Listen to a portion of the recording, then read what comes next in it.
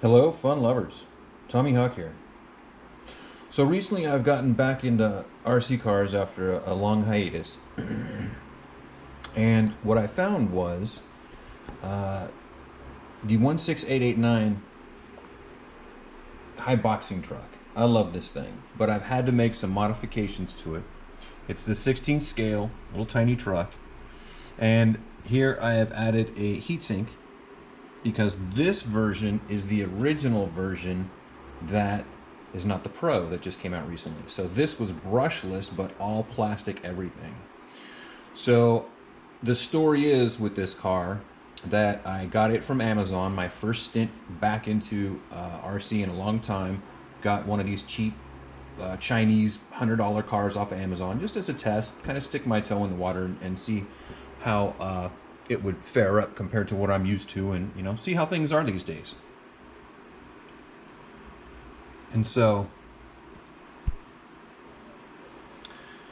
I got this car and I had it for 2 weeks from Amazon, and basically the gears stripped out in it within 2 weeks, and I had no way to really run the car because the power just was not there. It was like half speed at full throttle. So I go and look inside, and sure enough, the pinion gear that turns the differential gears had stripped out. It was missing teeth. So I go and I wait a long time to go find one of those sourced on Amazon, and having to come from China, and it took forever.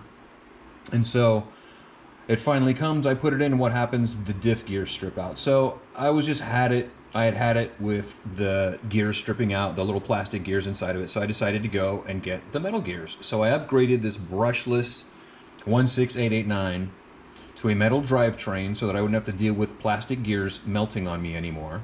It now has metal gears. And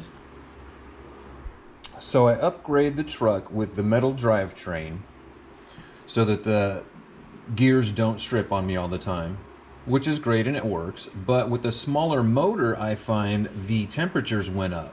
So I look online and it looks like 170 is like the max that anybody should be running a motor. And so I was finding that my temps were getting up to 170, and I was like worried about this motor having to now deal with the fact that the drivetrain was heavier.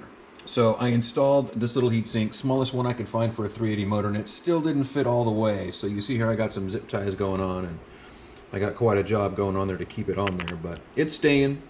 In the last few runs it's not popped off or nothing, so it's staying well on there now.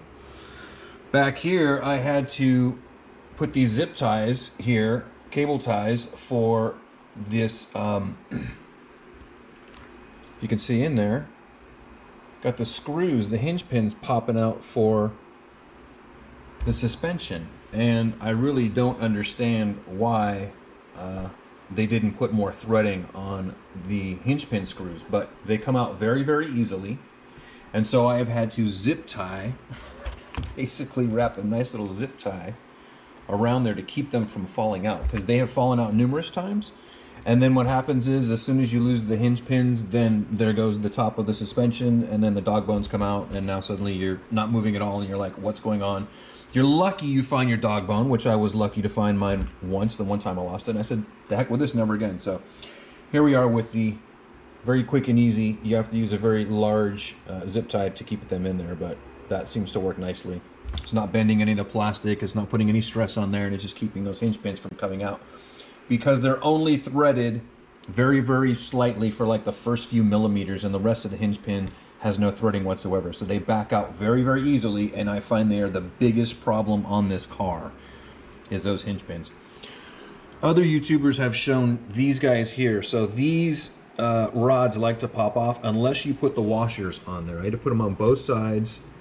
So unless you put washers on there, those rods are going to start popping off. I had it happen to me on the Pro model immediately as soon as I started using the Pro model of this car. So those rods will pop off very, very easily unless you put washers on there like I did, and then the hinge pins in the back will come out. I've also had a problem with the hinge pins right in here inside the wheels, and hard to see in there, but there's a hinge pin at the bottom there, and when it backs out, because it's not threaded whatsoever, the wheel falls off, and yet again here we are losing the cup, losing the dog bone, and it is just not cool at all. So what I did in that scenario was I put a little bit of thread lock on each end of that hinge pin.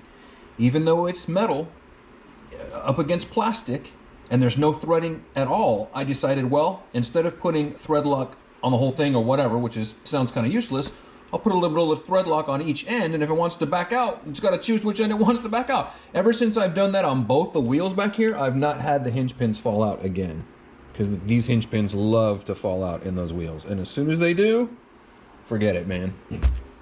So a little bit of thread lock in there to keep those hinge pins in, the ones over here for the suspension, and putting washers on these arms up here, on these linkage arms. So that's basically, in a nutshell, everything that I have had to do in order to keep the original plastic 16889 brushless.